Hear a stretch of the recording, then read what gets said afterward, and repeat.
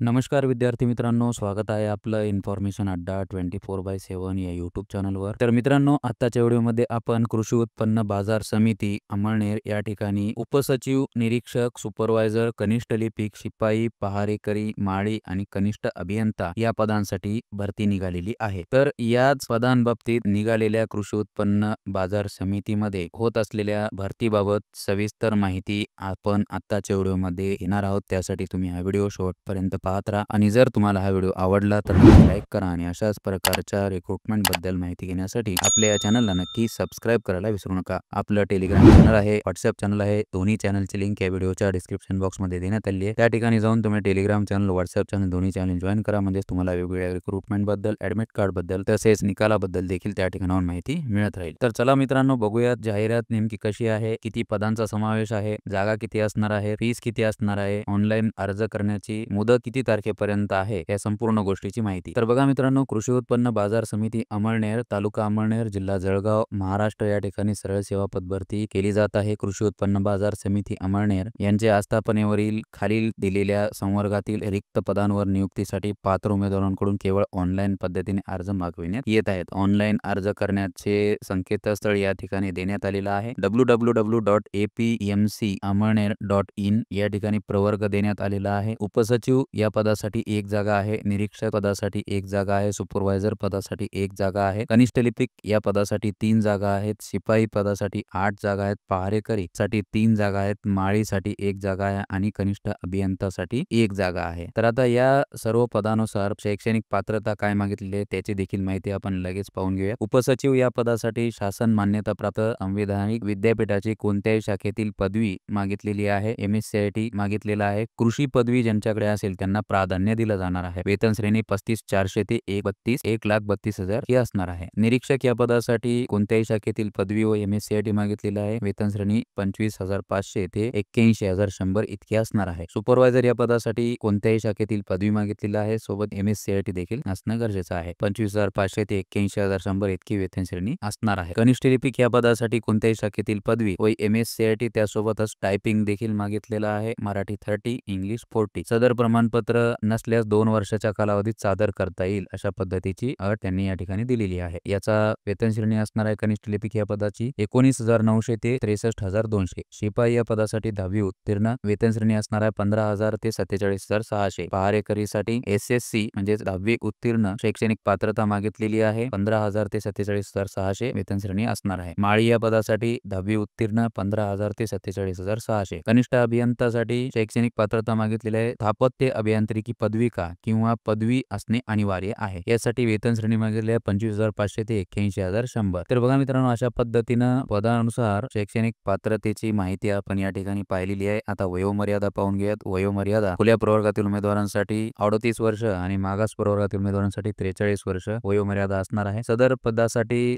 जर तुम्हाला अर्ज करायचा असेल तर ऑनलाईन अर्ज सादर करण्याचा जो कालावधी आहे तो 15 ऑगस्ट 2025 रोजी पासून सुरुवात झालेली आहे अर्ज करण्यास आणि 14 सप्टेंबर 2025 ही शेवटची दिनांक असणार आहे। 14 सप्टेंबर 2025 पर्यंत तुम्ही ऑनलाईन पद्धतीने अर्ज करू शकता। याबाबतची आता इथून पुढची जी प्रोसेस असणार आहे, जी की ऑनलाईन प्रिंट परीक्षा हॉल तिकीटची जी प्रिंट आहे त्या बाबतीत, परीक्षेची दिनांक आहे त्या बाबतीत आणि परीक्षेचा निकाल हे संपूर्ण तुम्हाला त्यांच्या ऑफिशियल वेबसाईट वरती कळवण्यात येईल। परीक्षा शुल्क राखीव प्रवर्गातील उमेदवारांसाठी 400 रुपये प्लस 18% GST मिळून 472 रुपये भरावे लागणार आहेत आणि खुल्या प्रवर्गातील उमेदवारांसाठी 600 रुपये प्लस 18% GST मिळून 708 रुपये परीक्षा शुल्क आकारले जाणार आहे। सर्व पदांकरिता स्वतंत्रपणे ऑनलाईन परीक्षा घेण्यात येईल। उपसचिव, निरीक्षक, सुपरवायझर, कनिष्ठ लिपिक, शिपाई, पहारेकरी आणि माळी या पदासाठी 200 गुणांची ऑनलाईन परीक्षा घेण्यात येईल। कनिष्ठ अभियंता पदासाठी 120 गुणांची ऑनलाईन परीक्षा आणि 80 गुणांची व्यावसायिक चाचणी घेण्यात येईल। 120 गुणांची ऑनलाईन परीक्षा झाल्यावर जोपर्यंत 80 गुणांची व्यावसायिक चाचणी होत नाही तोपर्यंत